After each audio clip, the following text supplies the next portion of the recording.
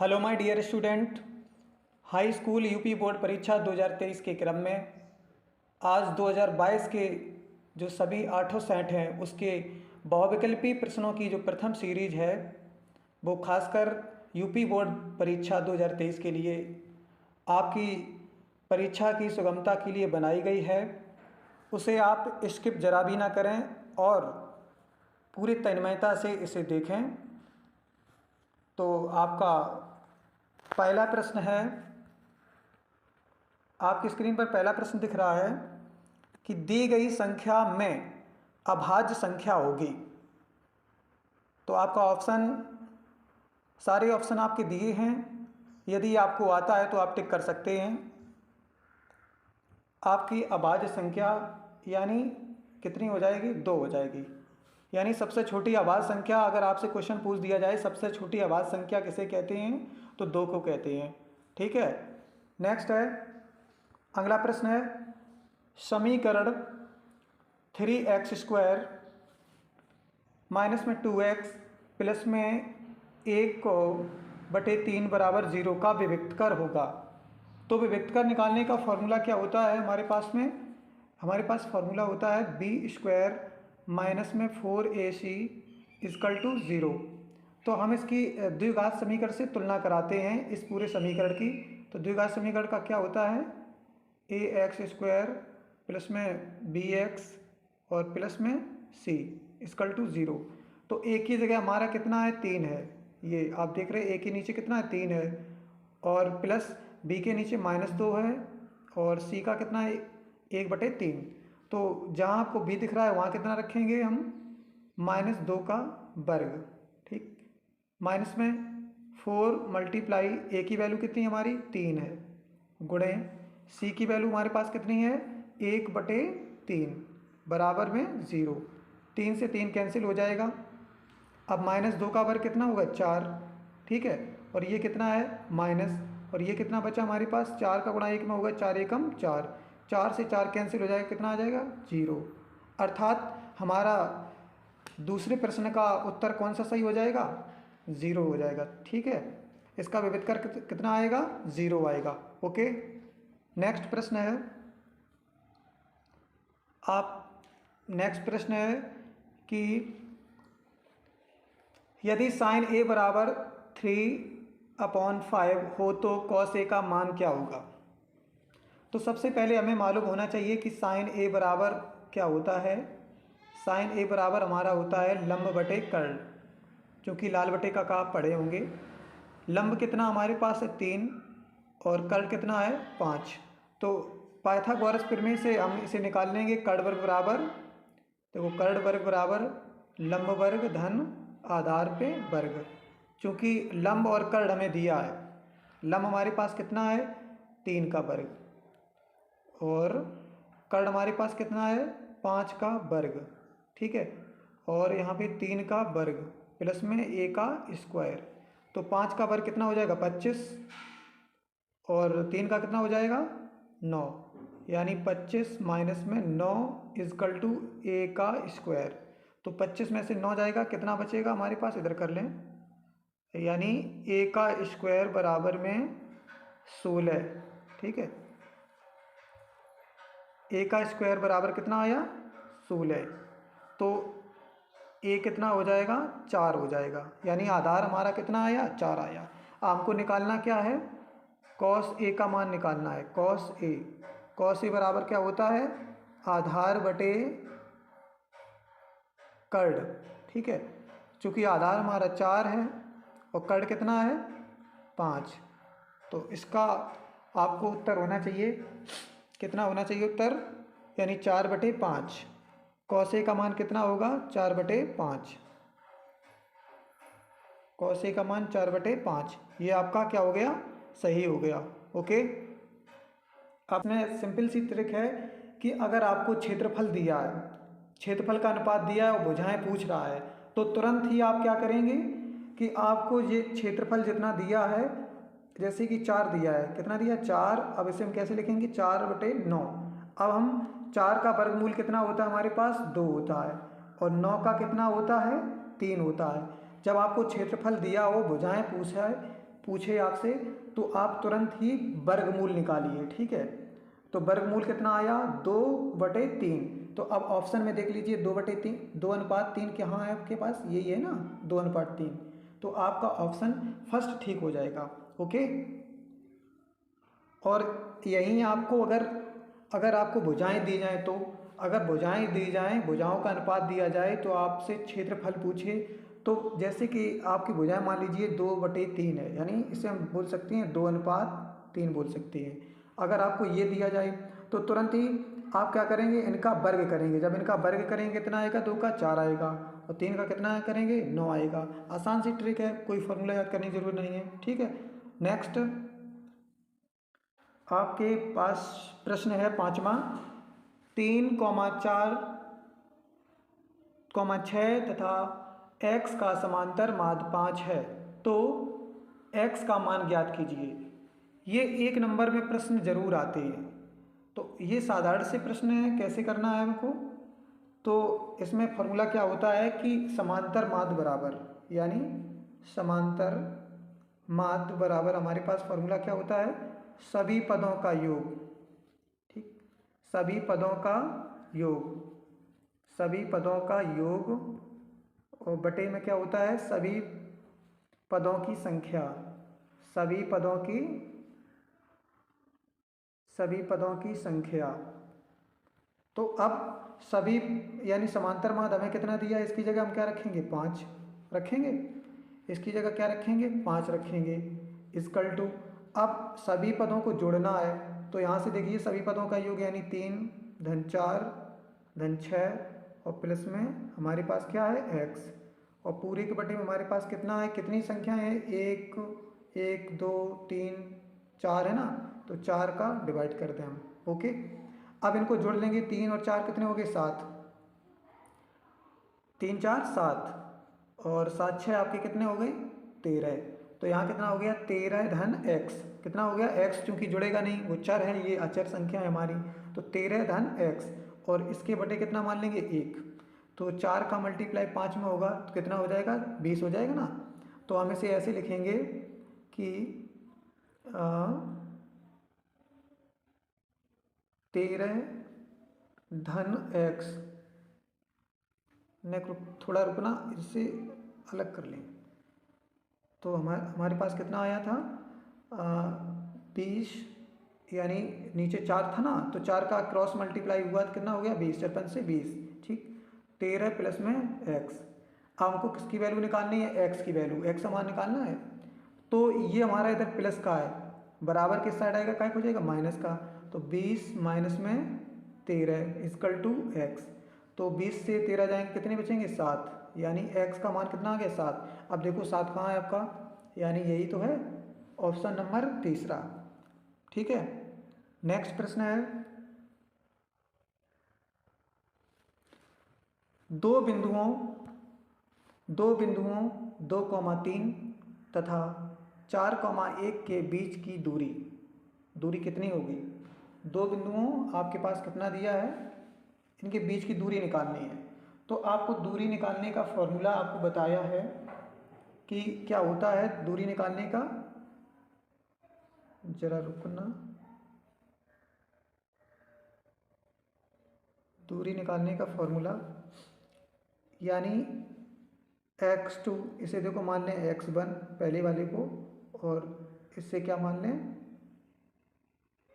y1, इसे x2 और इसे y2, ठीक। तो फॉर्मूला हमारे पास क्या होता है, x2 माइनस में x1 का whole square plus y2 minus में y1 का होल स्क्वायर। तो x2 की वैल्यू हमारे पास कितनी है, 4, और x1 की कितनी है, 2, यानी 4 से 2 जाएंगे, कितनी बचेंगी हमारी, देखो 4 माइनस में 2, यानी 2 बचेंगे, ठीक है। हाँ, फिर उसके बाद क्या है हमारे पास, प्लस लगा दो, ऊपर हमारा अंडर रूट और है ना, ठीक, तो अंडर रूट ये भी हो गया इधर। हाँ, यहाँ कितना बचा, देखो y2, हमारे पास y2 कितना है, y2 हमारे पास 1 है ना, 1 y2 है, और y1 कितना है, 3। तो 1 माइनस में 3, यानी जब छोटी संख्या से बड़ी संख्या घटाई जाती है तो कितना बचता है हमारे पास, माइनस का यानी 1 से 3 जाएगा, कितना बचेगा, माइनस का 2 बचेगा ना, माइनस का 2 का वर्ग।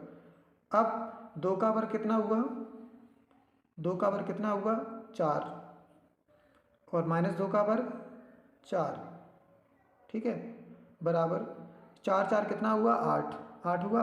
अब 8 को हम कैसे लिख सकते हैं, 2 का वर्ग में गुणे 2, यानी 2 दूना 4। अब वर्ग से अंडर रूट कैंसिल हो जाएगा, 2 बाहर निकल आएगा, तो अंदर क्या बचा 2 रूट 2। तो बीच की दूरी हमारे पास कितनी आई 2 रूट 2। तो इसमें देखो 2 रूट 2 कहाँ है हमारे, यानी ऑप्शन थर्ड, ऑप्शन थर्ड ठीक हो जाएगा। Okay, next.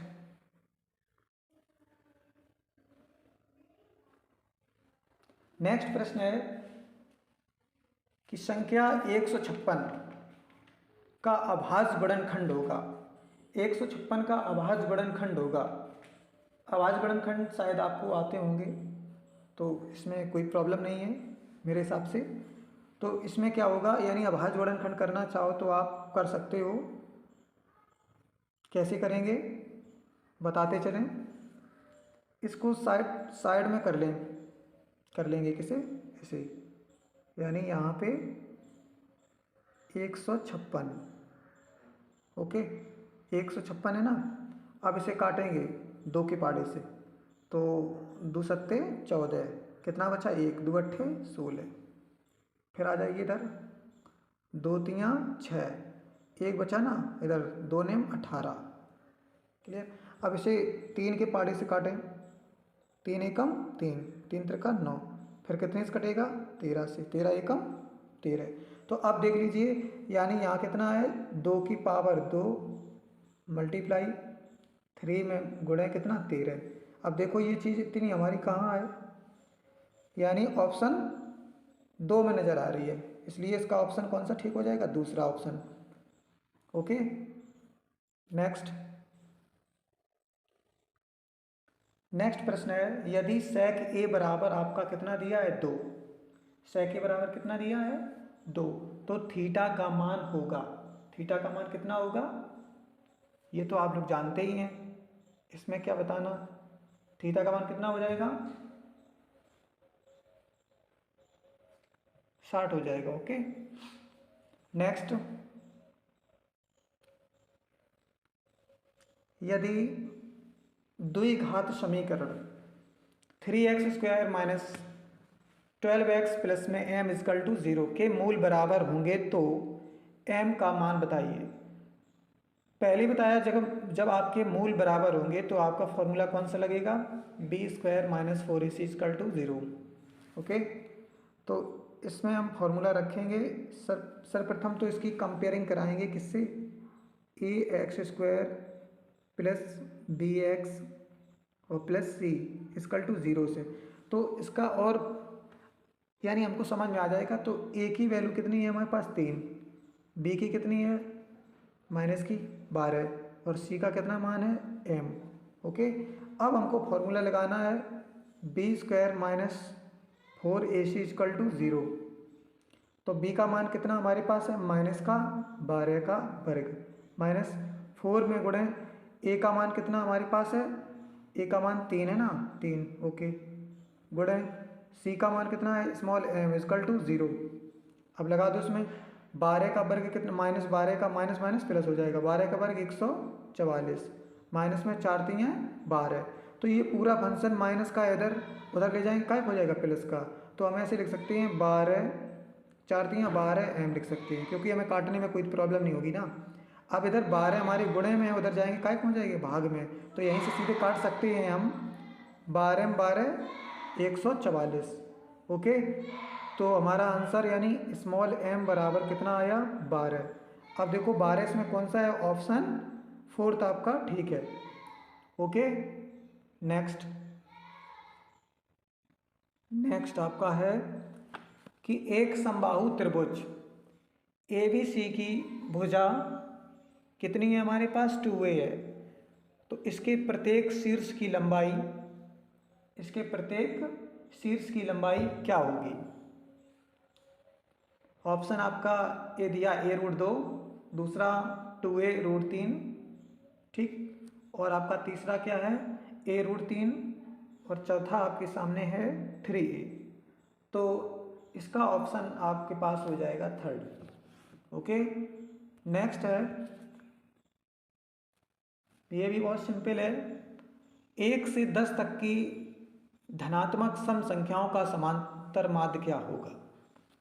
सर्वप्रथम तो हमको ये जानना होगा कि सम और विषम संख्याएं किसे कहते हैं, उनको आप रिवाइज कर लें।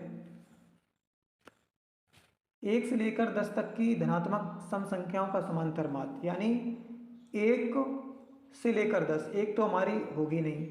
एक और चीज़ है, अगर आपसे 1 के बारे में पूछे, 1 ना तो भाज्य है और ना अभाज्य है, ओके, और ना ये हमारी सम है। तो यहाँ देखो, उसके बाद देखो कौन सा आएगा, 2। 2 हमारी क्या है, सम संख्या है। 4, 6, 8 और 10, इन्होंने 10 तक की बात करी है। यानी अगर आपसे क्वेश्चन पूछ देता 1 से 10 के बीच में धनात्मक सम संख्याओं का समांतर माध्य ज्ञात कीजिए, तो आपको 10 नहीं लिखना था। ओके, तो इसको 1 को छोड़ देना क्योंकि ये सम नहीं है। अब इन सभी संख्याओं, समांतर माध्य का फॉर्मूला मालूम ही है आपको कि समांतर माध्य बराबर क्या होता है, सभी पदों का योग और बटे में सभी पदों की संख्या। ठीक है, अब 1, 2, 3, 4, 5, यानी 5 है हमारे पास, और इसका योग कितना आएगा, 6, 4, 10, 10 और 2 को इसमें जोड़ दिया 10, यानी 10, 10, 20 और 10, 30, 30 बटे में 5, 5 एकम 5, 5 छक्का 30, यानी 6 आपको कौन सा दिख रहा है, ये। ओके, अब नेक्स्ट प्रश्न है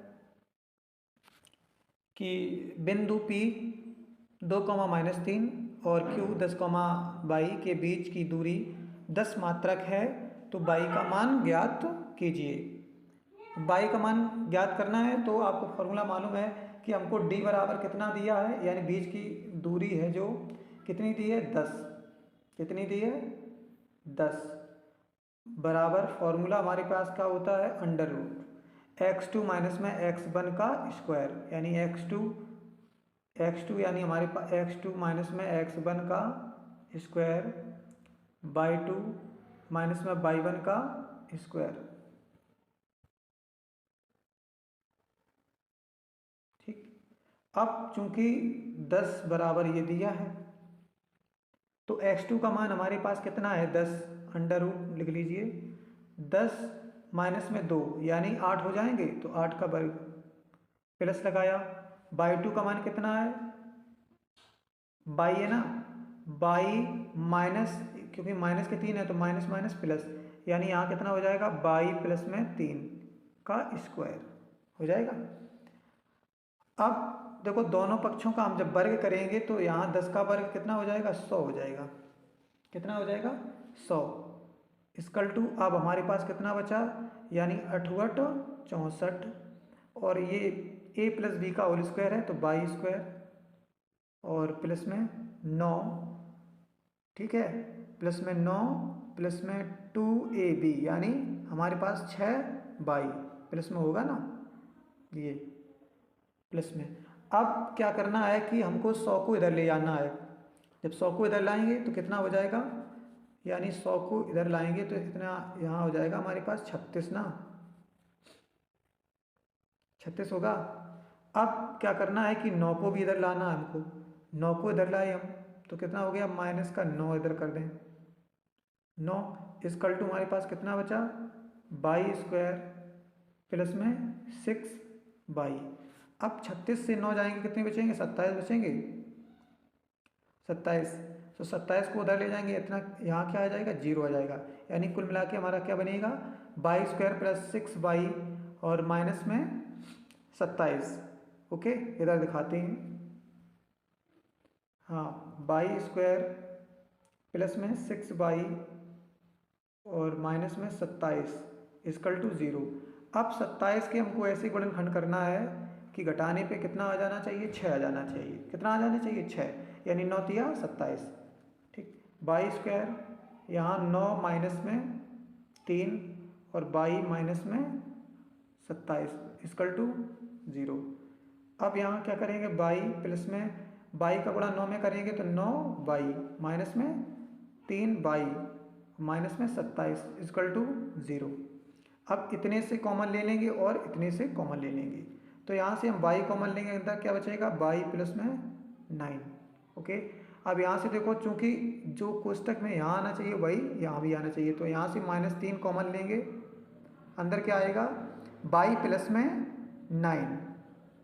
ओके, तो ये दोनों कोष्टक हमारे क्या है, कॉमन है, यानी बाई प्लस में 9 और बाई माइनस में 3। ठीक, तो यहाँ कितना है, बाई प्लस में 9 और बाई माइनस में 3 इक्वल टू 0। अब इनकी तुलना कराएंगे, बाई प्लस 9 बराबर में 0, तो बाई बराबर कितना हो जाएगा, माइनस का 9। अब बाई माइनस 3 इक्वल टू 0, तो बाई बराबर कितना आ जाएगा, 3। तो अब देखो, यानी बाई के कितने मान आए, 2 मान आए हैं। अब देखो -9 और 3 आपको किस नंबर पे दिख रहा है, यानी दूसरे नंबर पे दिख रहा है, -9, 3, तो आपका ऑप्शन दूसरा ठीक हो जाएगा।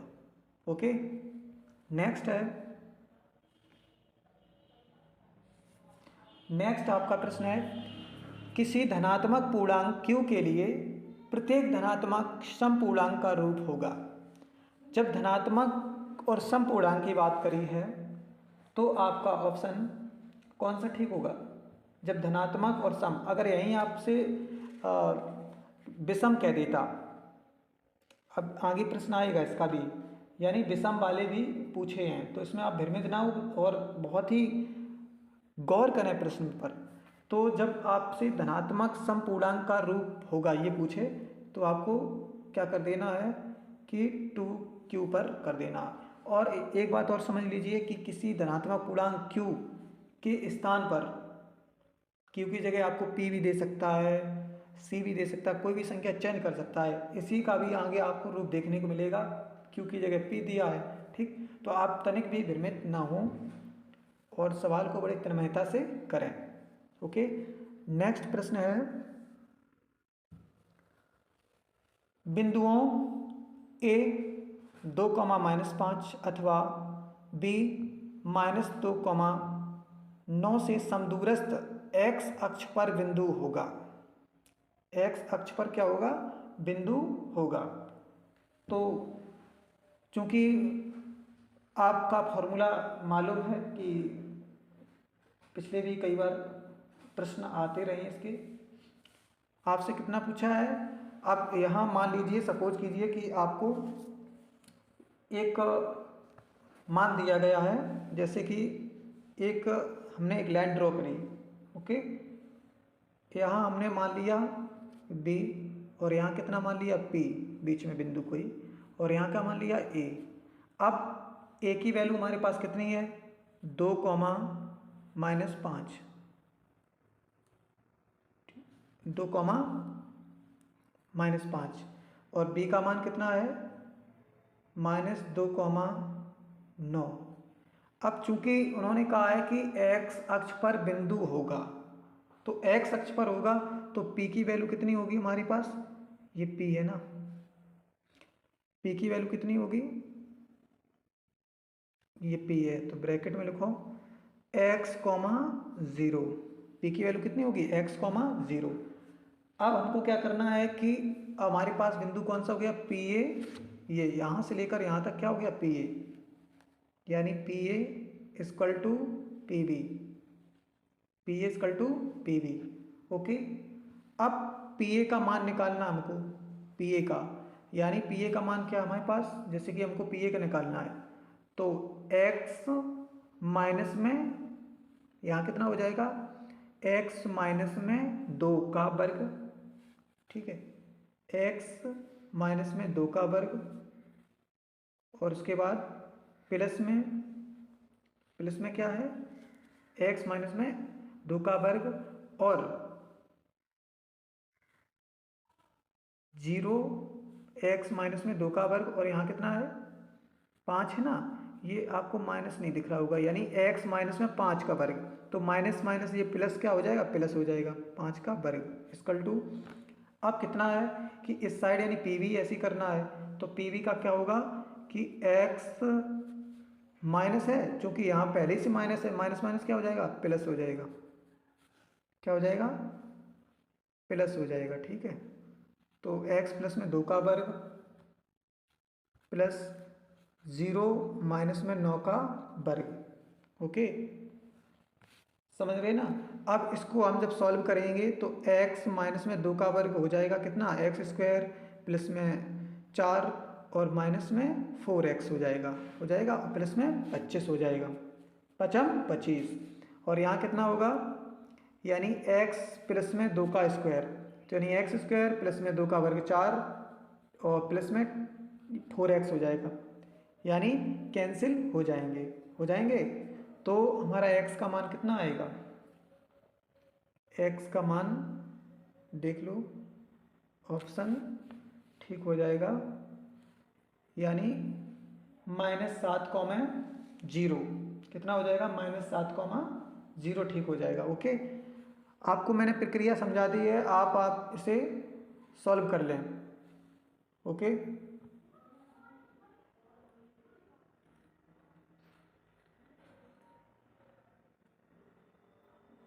नेक्स्ट प्रश्न है, दो समरूप त्रिभुजों में संगत भुजाएं 9:4 के अनुपात में हैं, इन त्रिभुजों के क्षेत्रफल का अनुपात क्या होगा। हमने देखो पहले ही आपसे बताया था कि जब दो समरूप त्रिभुजों की बात करी जाए और संगत भुजाएं दी जाए, आपको क्या दी जाए, संगत भुजाएं दी जाए, तो आपको क्या करना है, और क्षेत्रफल पूछा जाए तो भुजाओं का हमको क्या कर देना, वर्ग। जैसे भुजा हमारी कितनी है, 9:4 है, इसे हम लिख सकते हैं 9/4 लिख सकते हैं। अब जब आपको भुजा दी जाए और क्षेत्रफल पूछा जाए, क्षेत्रफलों का अनुपात पूछा जाए, तो तुरंत आप इन भुजाओं का क्या करेंगे, वर्ग करेंगे, क्या करेंगे, वर्ग।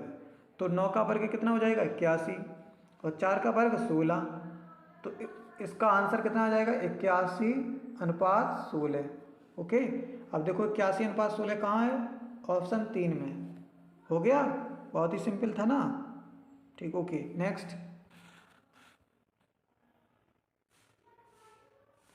नेक्स्ट है, यदि 16वां प्रश्न है, यदि कॉस स्क्वायर ए बराबर 1/2 तो साइन स्क्वायर ए का मान ज्ञात कीजिए। बहुत ही सिंपल, क्योंकि इसमें सर्वसमका का प्रयोग हो सकता है। अगर तो देख लें सर्वसमका कैसे लगेगी, क्योंकि हमें को मालूम होता है कि हमको साइन स्क्वायर का मान चाहिए, तो साइन स्क्वायर ए बराबर कितना होता है, 1 माइनस कॉस स्क्वायर ए। थोड़ा सही से लिखें इसे, 1 माइनस कॉस स्क्वायर ए होता है। तो 1 माइनस में कॉस स्क्वायर ए का मान कितना है, 1/2 हो, 1/2 है। अब इसे सॉल्व करें, या तो आप इसे औरली भाषा में बोल सकते हैं कि 1 से 1/2 गया, यानी जो 1 बनता है वो किससे, 1/2 धन 1/2 से बनता है। तो 1 से 1/2 जाएगा, कितना बचेगा, 1/2 ही बचेगा। इसे ज़्यादा करने की कोई ज़रूरत नहीं है, इतना तो आपको आता ही है कि 1 से, मान लीजिए साधारण भाषा है कि आपकी 1 रुपये है, उसमें से आधा चला गया तो कितना, 50 पैसे बचा, 50 को हम क्या लिखते हैं, 1/2।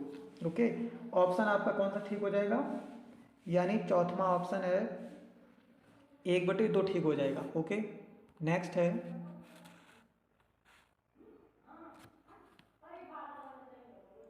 सत्रहवां प्रश्न है आपके पास, चित्र, जैसा कि आपको देखो चित्र की व्यवस्था है, देख सकते हैं कि त्रिज्यखंड OAB की परिमाप होगी, त्रिज्यखंड OAB की परिमाप होगी, क्योंकि परिमाप पूछा है पूरा। परिमाप में देखो ये भी अपना आएगा और ये भी आएगा। आपसे चाप तो पूछा नहीं है, ठीक है, चाप पूछता तो फॉर्मूला लगता है θ/360 में गुणा 2πr, पर दी पूछता खाली, इसके पूरे का पूछा यानी OAB का, तो फॉर्मूला हमारे पास क्या हो जाएगा, देखो θ/360 गुणे 2πr प्लस में 2r, अब रख दो थीटा की वैल्यू हमारे पास कितनी है, जैसा कि चित्र में दिख रहा है आपको 60 बटे में कितना 360। ओके, अब 2 में गुणे पाई का मान कितना होता है 22/7 और आर का मान कितना दिया है 7 सेंटीमीटर दिया है तो 7 लिख लो। प्लस में 2 में गुणे कितना 7।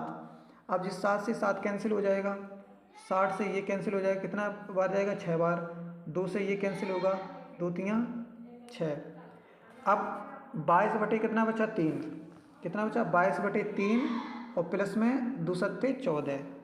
ठीक है, तो यहाँ लिखो 22/3 और प्लस में 2 सत्ते 14। ओके, अब बटे में कितना मान लेंगे 1, इसे कितना मानेंगे 1 मानेंगे। तो अब 1 का गुणा इसमें होगा 22 में, 22 एकम 22 और 14 तिया 42। ठीक है, तो कितना हो जाएगा, यहाँ इतने में कर रहे हैं। ठीक है, यहाँ देखो 14 तिया 42 और 22 एकम 22, 42 और 22 कितने हो गए 64। कितने हो गए 64 और अपने बटे में कितने हैं 3। अब देखो 64/3 आपको कहाँ दिख रहा है, यही दिख रहा है सामने, क्लिक कर दिया। ओके, आप फॉर्मूला देख सकते हैं, ये फॉर्मूला लगा है थीटा अपॉन में 360 गुणा 2πr + 2 डन आर, ये त्रिज्या और ये त्रिज्या, इस साइड इस साइड। ओके, नेक्स्ट है स्मॉल n प्रेक्षणों का माध्य x, सॉरी थोड़ा x पे बार होगा यहाँ पे, हाँ तो x है। यदि प्रत्येक प्रेक्षणों को स्मॉल a से बढ़ा दिया जाए, बढ़ा दिया जाए होना चाहिए, तो नया माध्य होगा स्मॉल a से बढ़ा दिया जाए। ठीक है, तो जब स्मॉल a से बढ़ा दिया जाएगा तो a का माध्य क्या होगा, यहाँ पहले ही ऑप्शन आपका ठीक हो जाएगा, इस पे बार होगा इस पे। ठीक है, तो ये ठीक हो जाएगा और इस पे भी बार होगा, यानी ऊपर इस पे, यानी x पे बार। ओके, तो आपका ऑप्शन कौन सा, ये ठीक हो जाएगा। नेक्स्ट है, देखो आ गया वही प्रश्न, हम बात उसके पीछे चर्चा कर रहे थे। किसी धनात्मक पूर्णांक p के लिए, वहाँ क्या था q था, किसी धनात्मक पूर्णांक p के लिए प्रत्येक धनात्मक विषम पूर्णांक का रूप होगा। अब इन्होंने बात करी है विषम पूर्णांक की, बात करी है किसकी बात करी है, विषम पूर्णांक की। तो विषम पूर्णांक उसमें जब सम था तब 2q था उधर, क्योंकि वहाँ q दिया था, यहाँ p दिया है, तो क्या हो जाएगा 2p धन q हो जाएगा। कितना हो जाएगा 2p धन q हो जाएगा। तो इसका ऑप्शन आपका चौथा ठीक है। ओके, नेक्स्ट प्रश्न है, जैसा कि आपको दिख रहा है, ये वह त्रिभुज होगा, यानी बिंदु दिए 20वां प्रश्न है, a -4, 0 b 4, 0 और c कितना है 0, 3। एक त्रिभुज के शीर्ष हैं वह त्रिभुज होगा। तो इनको हम एक त्रिभुज बनाएंगे, एक त्रिभुज निरूपित करेंगे a b और c। जैसा इनको मान दिया है वैसे ही हम मान रख देंगे, जो मान दिए 4, 0। ठीक है, और b का मान कितना है, c का मान 0, 3 और b का मान 4, 0। इनके शीर्ष निकालेंगे। ठीक है, तो इसमें इसकी दो भुजाएं समान होंगी, समद्विबाहु होगा ये त्रिभुज, क्या होगा समद्विबाहु, ऑप्शन दूसरा ठीक है। नेक्स्ट है, दो समरूप त्रिभुजों